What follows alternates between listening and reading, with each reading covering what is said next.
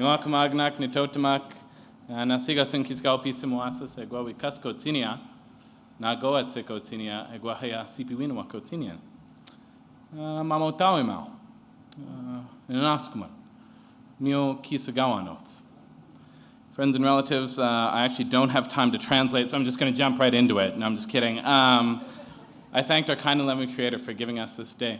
Talked about how I come from the Sweetgrass First Nation, where the cutest Cree boys come from, and that we are blessed to be here to talk about these important things like youth leadership. And I'm so struck by all the incredible young people that I see out in the crowd. I think they deserve a round of applause. Absolutely.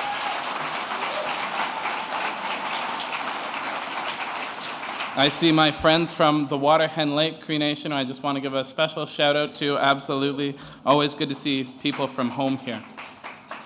I'm here to talk about youth leadership, but in that same way, I'm here to talk about what being a good ancestor looks like, something that's very important for Indigenous people. When I think about the many times that I've been uncled this year, in fact, and this is no word of a lie, I was uncled again this morning. My cousin gave birth at 5 o'clock this morning. And I think, okay, you gotta stop clapping, I got 7 minutes here. When I think about what they're going to say about me as their ancestors, someone who came before them, when I think about where will Adonis FineDay, who was born just this morning, where will he be 27 years from now, when I'm 50, oh my God, 4? Wild to think about. Yeah. No offense to people who are older than 54. Some of my best friends are older than 54, And I think about what sort of world we're going to leave for Adonis. And I think about the statistics that I won't get into because we are all too familiar with them. My people, Niwakamagan. So often, it is said that we fill the jails.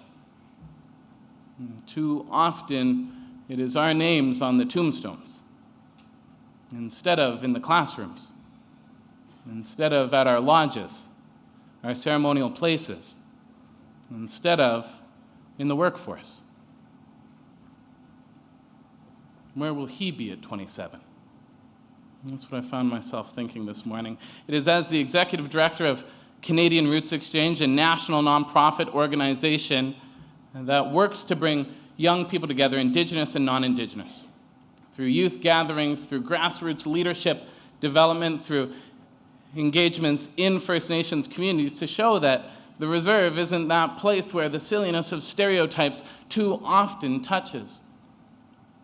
When Canadians think that those are places of desperation, destitution, drinking, drugs, we know that not to be true.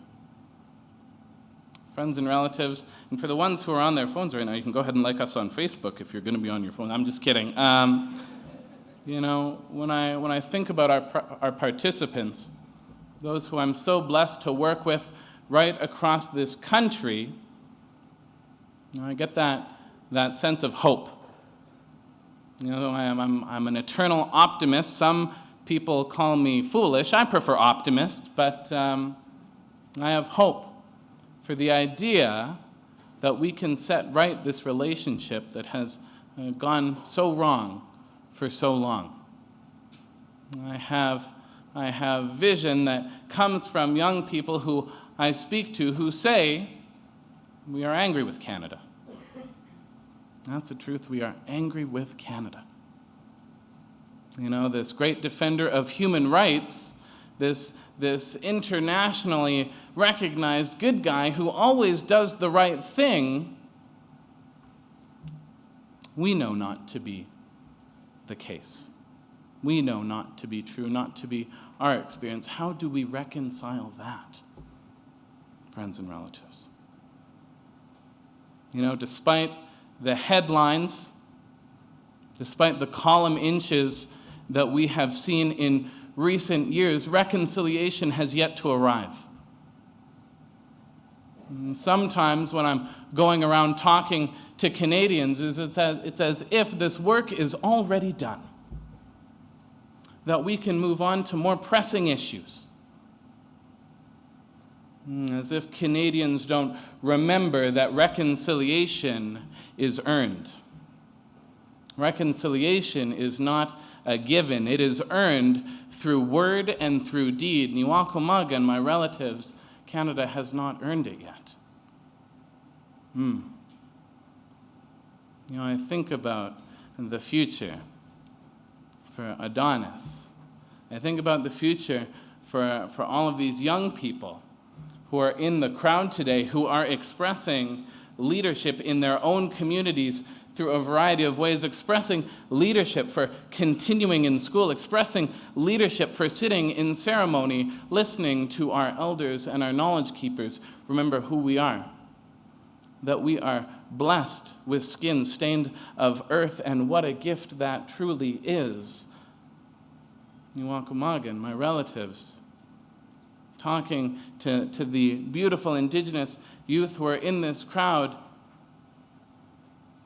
I ask you to remember that reconciliation, so as important as it is for Canada to work towards. And for you, friends and relatives, it is incumbent upon us to do that hard work of nation rebuilding, getting back what was taken from us. Papiksque Nêhiyaw, when speaking your language, returning to the land, seeking out who we are as Indigenous people. That work of decolonization is ours. And I think about Mi'opimatsuwin, that good life. Yeah, it's more than just my gym, it's the philosophical way that Indigenous people live. I often wonder,